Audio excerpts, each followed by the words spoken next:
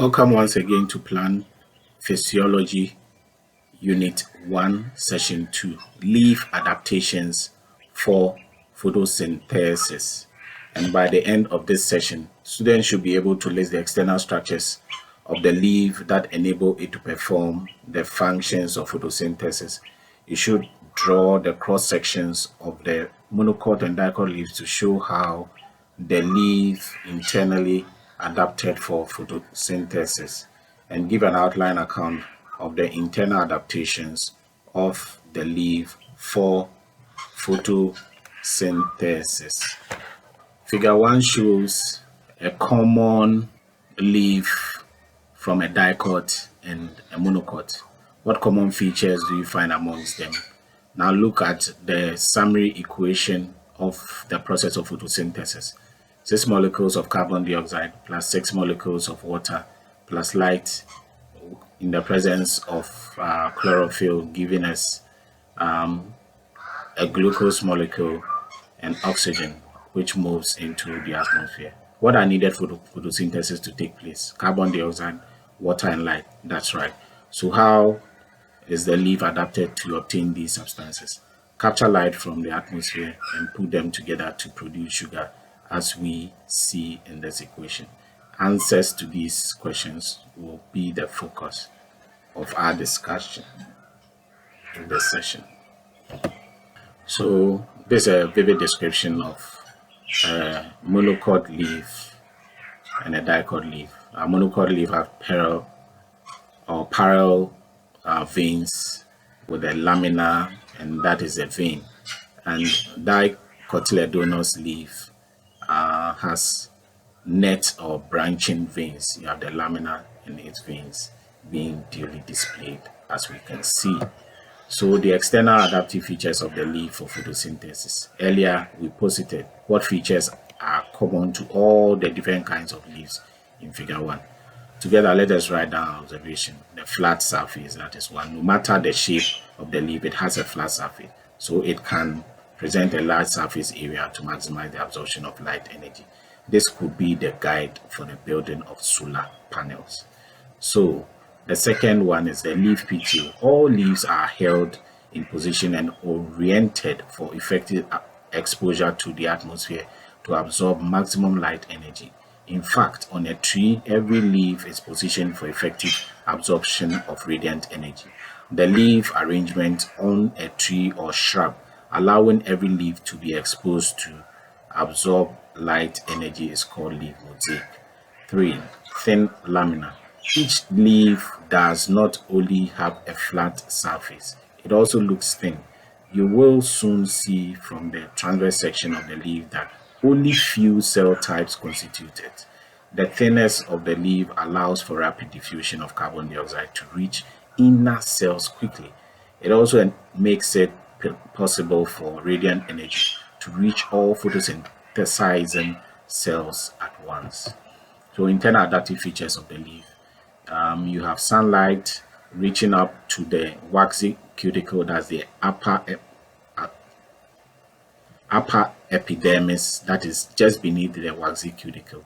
Then beneath the upper epidermis, you have the palisade mesophyll cells making up the next stage. Then you also have the spongy mesophyll cells, and within the spongy mesophyll cells, you have air spaces in between them. Then you have the lower epidermis. Between the lower epidermis, you have guard cells with chloroplasts. Within the lower epidermis, you have guard cells with chloroplasts, and through it we have exchange of gases that's going in and out, right? So that is what is also displayed on the other side of the diagram. We have two diagrams, 1 and 2. So basically it is the same. You have two upper epidermis and lower epidermis, and within it you have the mesophyll layer, and the mesophyll layer is made up of the palisade mesophyll cells and spongy mesophyll cells. Then you have stoma, and within the stoma, and before getting to it, you have the guard cells with chloroplasts. So that is what actually goes on in the internal structure of the leaf with regards to photosynthesis. So internal adaptive features of the leaf for photosynthesis. Notice that both leaves have epidermal cells enclosing the photosynthesizing cells. The cells are the palisade mesophyll and the spongy mesophyll. The epidermis is only one cell thick. It describes the thinness of the leaf. This enables radiant energy to easily reach the photosynthesizing cells. The epidermis is broken in places along the surface of the leaf by openings called stoma or stomata. These openings allow for gaseous exchange between the mesophyll cells and the atmosphere. So during the day, carbon dioxide is absorbed from photosynthesis and oxygen is released into the atmosphere to replenish the ecosystem. The mesophyll cells have the following adaptation. First, their arrangement, particularly the palisade cells, allows the entire cells to be suffused with radiant energy at all times. They are filled with chloroplast, the food making factories for all organisms. The chloroplasts are capable of movement. Let us say they are photosensitive, so are able to move to realign or reorient themselves in the direction of incoming rays of sunlight to allow for maximum absorption of radiant energy so long as the sun is up. Chloroplasts have shape-changing ability to the changing directions of sunlight. Read more about chloroplasts from Unit 2, Session 2 of Basic Cytology and Genetics. Chloroplasts contain the light-absorbing pigment chlorophyll.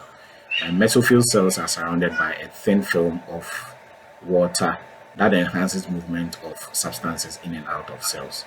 Then the spongy mesophyll are closely arranged to allow for an extensive interconnecting system of air spaces to enable the rapid diffusion of carbon dioxide to reach the mesophyll cells, and for that matter, the chloroplast quickly.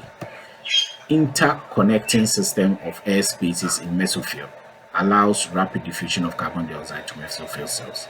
Then stomata present in the epidermal layers open in sunlight so carbon dioxide can diffuse in and oxygen out. In the monocot, you do notice the presence of the vascular system. In the dicot, you would have to do a section through the midrib or a part that has a vein passing through it to see the section of the veins. The vascular system, as you know, contains the xylem and the phloem. The xylem supplies water and mineral salts to the mesophyll cells, and the phloem carries or transports products of photosynthesis away from the mesophyll cells to all other parts of the plant. In review, you should know that the session has considered both the external and internal features that angiosperm leaves possess that enable them carry out the process of photosynthesis.